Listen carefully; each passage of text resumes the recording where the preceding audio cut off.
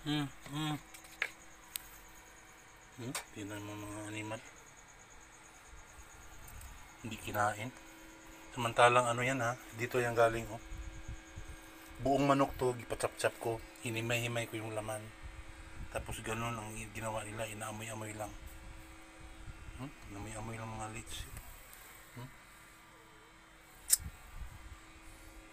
Samantalang ano pa yan ha, madaling araw pa yan namin nabigyan ng food, mga alas 4. Guys, tingnan mo guys, buong manok to guys. Pinachap-chap ko. Tapos hinimay-himay ko, kinuha ko yung mga laman. Tapos ito na po.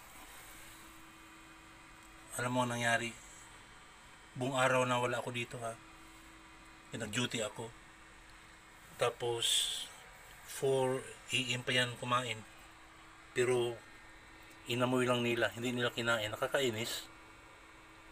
Oh, hindi nila kinakain. Kakainis. Masarap niyan.